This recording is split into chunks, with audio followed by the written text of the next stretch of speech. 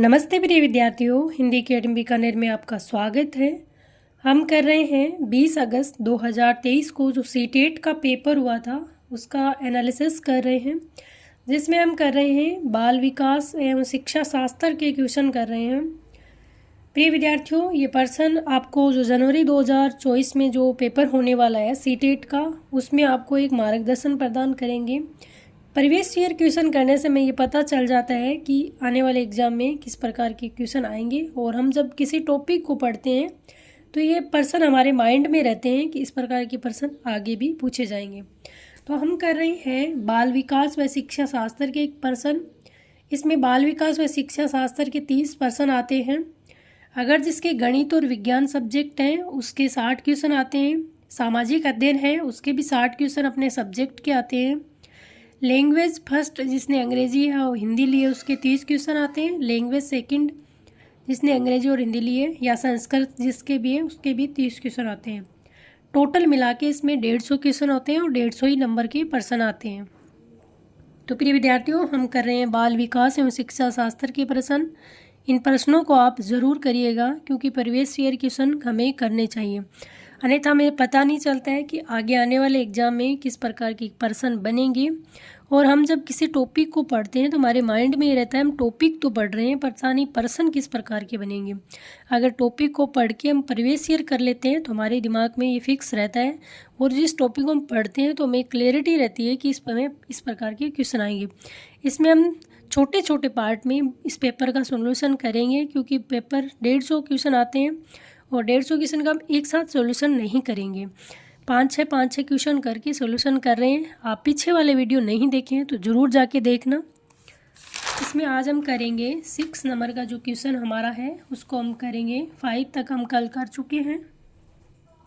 Question number 6 है, निम्नलिखित कथनों को पढ़िए तथा सही विकल्प का चयन कीजिए। यहाँ पर आपको एक अभिकथन दिया है, एक कारण दिया। ये कथन और कारण वाले पर्सन हैं। ये पर्सन हमें जब प्रैक्टिस करी हुई होती है तभी सही होते हैं, अन्यथा ये पर्सन सही नहीं होते हैं। अब जो आपका अभिकथन है वो है दिया हुआ है, शिक्षकों को संकल्पना को मजबूत करने के लिए विद्यार्थियों को अपने स्वयं के संकल्पना के उदाहरणों और गैर उदाहरणों की पहचान करने के लिए कहना चाहिए। ये कथन दिया हुआ है। कारण है, उदाहरणों के बारे में सोचने से संकल्पना को मजबूत किया जाता है जबकि गैर उदाहरण विद्यार्थियों को भ्रमित करते हैं। प्रिय विद्यार्थियों, इसमें आपका कथन सही है परंतु कारण गलत है। इसमें गलत का कारण ये है कि यहाँ तक उदाहरणों के बारे में सोचने से संकल्पना को मजबूत किया जाता है, ठीक है, जबकि गैर उदाहरण विद्यार्थियों को भ्रमित करते हैं, यहाँ ये गलत है। तो इसमें आपका आंसर होगा 1 नंबर। ए सही है परंतु आर गलत है। आपका प्रश्न नंबर है 7, माध्यमिक कक्षाओं में अधिगम के लिए एक अनुकूलन कक्षा का वातावरण देश पर केंद्रित होता है। सजा और शर्मिंदगी के डर से, प्रतिस्पर्धी लोकाचार, अनुबंधन और पुनर्बलन, सहकारी अधिगम। तो इसमें आपका आंसर होगा सहकारी अधिगम। हमारा 8 नंबर का क्वेश्चन है, जटिल समस्याओं से जूझ रहे अमन के समस्या समाधान कौशल विकसित करने में एक शिक्षक किस प्रकार मदद कर सकता है। यहाँ पर आपका क्वेश्चन दे रखा है कि एक विद्यार्थी है वो जटिल समस्याओं से जूझ रहा है, शिक्षक उसकी किस प्रकार मदद करे, किस प्रकार उसके में कौशल विकसित करे ताकि उसकी समस्या का समाधान हो जाए। विकल्प ए है, उसे मंथन करने और विचार उत्पन्न करने के लिए प्रोत्साहित करके। विकल्प 2 है, उसे प्रयोग करने और जोखिम लेने से हतोत्साहित करके, उसे उत्तर प्रदान करके, उसे कहकर कि वह समस्या को सुलझाना छोड़ दें। प्रिय विद्यार्थियों, इस प्रकार के प्रश्न आपके पढ़ते ही माइंड में आ जाते हैं कि इसमें कौन सा विकल्प सही है। तो देखो, इसमें विकल्प नंबर 1 है आपका सही आंसर होगा। क्यों? देखो, विकल्प 1 में दे रखा है, उसे मंथन करने और विचार उत्पन्न करने के लिए प्रोत्साहित करना। विकल्प 2 को उसे प्रयोग करने और जोखिम लेने से हतोत्साहित। तो ये विकल्प तो नहीं होगा। विकल्प को हम काट के आंसर हमारा कर सकते हैं क्योंकि हतोत्साहित करने से किसी समस्या का समाधान नहीं होता। उसे समस्या का समाधान करने के लिए उसे विचार उत्पन्न करने, उसे प्रोत्साहित किया जाता है कि आप कर सकते हैं। विकल्प 3 है उसे उत्तर प्रदान करके, आप किसी ने समस्या पूछी और जस्ट आपने उसका उत्तर दे दिया तो वो भी नहीं होगा। उसे कहकर कि वह समस्या को सुलझाना छोड़ दे। किसी समस्या आपके सामने आई और किसी ने कहा कि समस्या को आप छोड़ दो, तो ये भी कोई समस्या का समाधान नहीं है। तो विकल्प 1 आपके उत्तर अपने आप आ जाता है, उसे मंथन करने और विचार उत्पन्न करने के लिए प्रोत्साहित करके। प्रिय विद्यार्थियों, क्वेश्चन नंबर 9 है,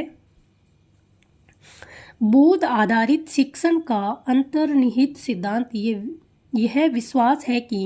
विकल्प नंबर 1, इसमें बोध आधारित शिक्षण के बारे में आपका क्वेश्चन दे रखा है। इसमें आपका विकल्प 1 है, शिक्षार्थियों की क्षमताएं और आवश्यकताएं विविध है।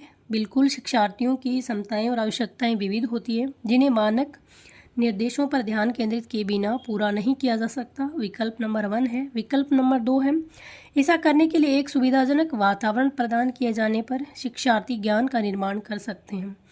विकल्प नंबर 3 है, शिक्षार्थी कम जानते हैं और शिक्षण में विद्यार्थियों के लिए तथ्य का प्रसारण शामिल है। विकल्प नंबर 4 है, शिक्षार्थी निष्क्रिय प्राप्त करता है और शिक्षक के पास सही ज्ञान है। ऐसा नहीं होता है।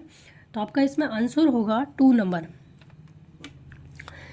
तीनों आंसर बाकी के गलत कैसे हैं? शिक्षार्थी की क्षमताएं और आवश्यकता विविध है, जिन्हें मानक निर्देशों पर ध्यान केंद्रित किए बिना पूरा नहीं किया जा सकता। ये विकल्प भी आपका गलत है।